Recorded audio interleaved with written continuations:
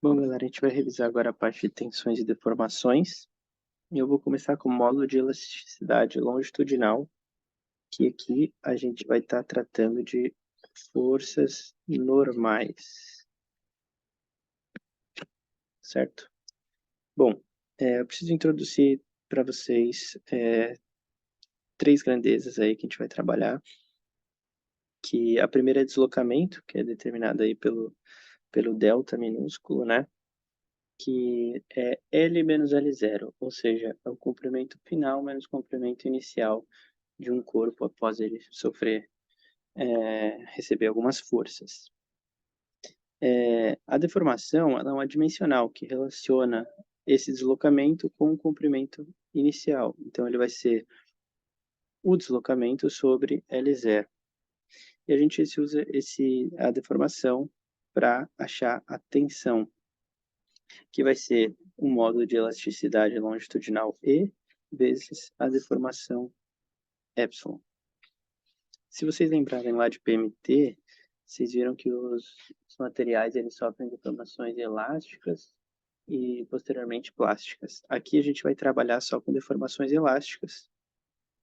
E se vocês lembrarem, a tensão ela varia linearmente com a deformação no regime elástico.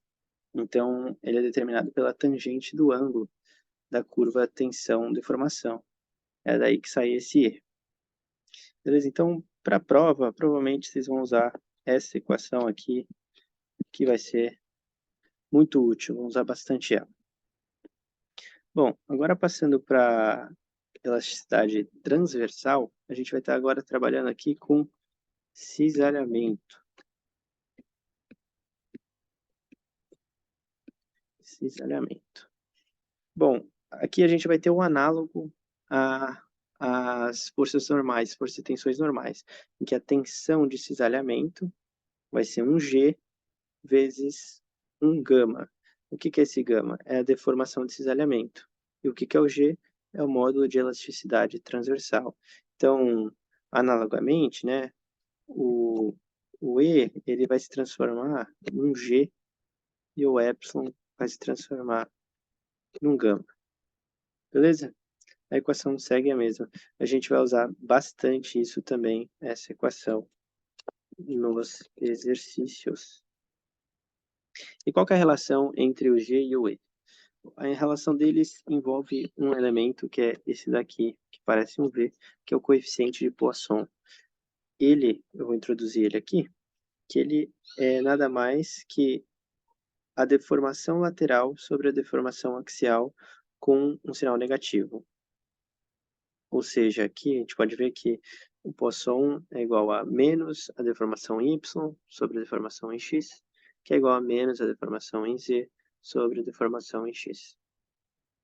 Por meio desse cara, a gente consegue determinar essa relação aqui, onde o G é igual ao E sobre 2 vezes 1 mais o coeficiente de Poisson, certo? Essa equação aqui, confesso para vocês, não sei se vai ser muito útil, mas é bom saber caso a gente necessite transformar para uma deformação, achar deformação e tensão normal, ou achar deformação e tensão de cisalhamento. Bom, vamos seguir agora. Vou pegar um exemplo que eu vou introduzir para vocês as equações agora. Bom, primeiro eu quero que vocês pensem, imagina vocês segurando um corpo, pode ser um elástico, segurando em cada ponta. Se você esticar ele, você está aplicando, você está fazendo está tendo uma deformação na direção que você está puxando a sua mão, certo? Então, vamos supor ali essa barra está desenhada, se a gente puxar ela como está representada as forças, vai ter uma deformação em X. Só que, se vocês pensarem bem, também tem uma deformação em Y e Z gerada por essa força. O corpo ele vai se afinando, né? Então, a gente pode concluir que, aplicando uma força em X, a gente tem uma deformação em X que é positiva, né? Concorda? Porque o L menos o L0 vai ser maior que zero. A gente tem uma deformação em Y negativa, que o LY, né, no final vai ser menos L0, LY0, vai ser menor que zero, diminuiu, né, em Y. E em Z a mesma coisa.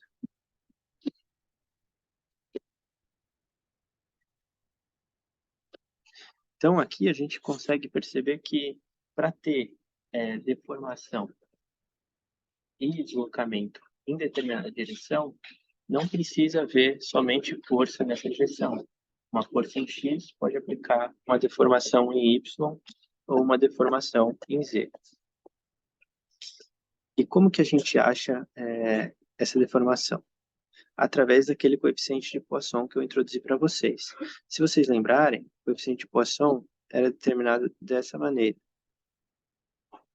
Se a gente passar a deformação x para o outro lado, a gente vai chegar que QY é igual a YZ, que é igual a menos o coeficiente de Poisson vezes o YX, que está de acordo, né? Porque se o YX for positivo, o YZ e o Y vão ser negativos, beleza? E aqui, nesse caso da direita, que tem uma força uniaxial apenas no eixo X, a gente consegue criar essa matriz, né?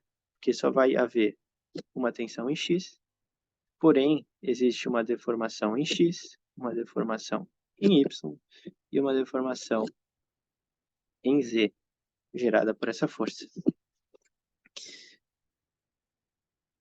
Agora, vamos olhar o caso geral. A gente olhou uma única força em uma direção, né? Agora, vamos olhar forças aplicadas em X, em Y e Z. O que acontece? Vamos pensar. Analisando a deformação em X, a gente vai ver que vai ter uma deformação em X gerada pela tensão X, que é essa aqui, certo?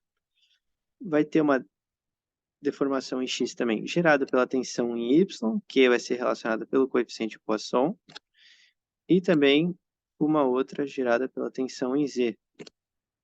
O mesmo vai valer para Y. Vamos ter uma deformação em Y gerada pela tensão em Y. Uma em Y gerada pela X, que está relacionada com o coeficiente de Poisson. E uma outra Y relacionada com a tensão em Z, também com o coeficiente de Poisson. Com isso, aplicando a mesma coisa para o Z, a gente vai chegar nessas três equações aqui, que é importante ter em mente. Que vai ser, aqui eu já vou reduzir para vocês, que vai ser o εx total é igual a 1 sobre E, tensão em X, menos Poisson, vezes tensão em Y, mais tensão em Z. Beleza? E o mesmo pro epsilon y, total, é 1 sobre E. Agora aqui a tensão já é em Y, menos o Poisson, tensão em X, mais tensão em Z.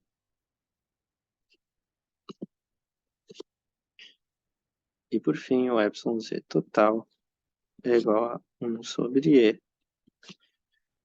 tensão em Z agora, menos Poisson, vezes tensão em X, mais tensão em Y. Beleza? Essas três aqui é muito importante vocês saberem, que provavelmente vocês vão usar. E no exercício que a gente vai fazer mais adiante, vocês também vão ver que vamos usar.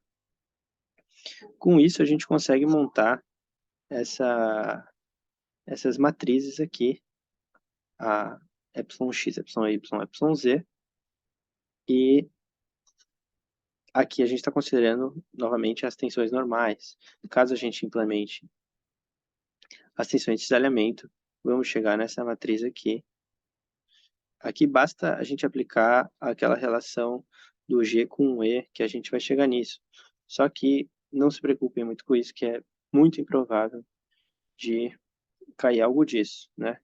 Aqui está a prova para vocês como chegou nesses termos daqui, né? Que a gente vê que a tensão de cisalhamento é o módulo de elasticidade transversal vezes a deformação de cisalhamento.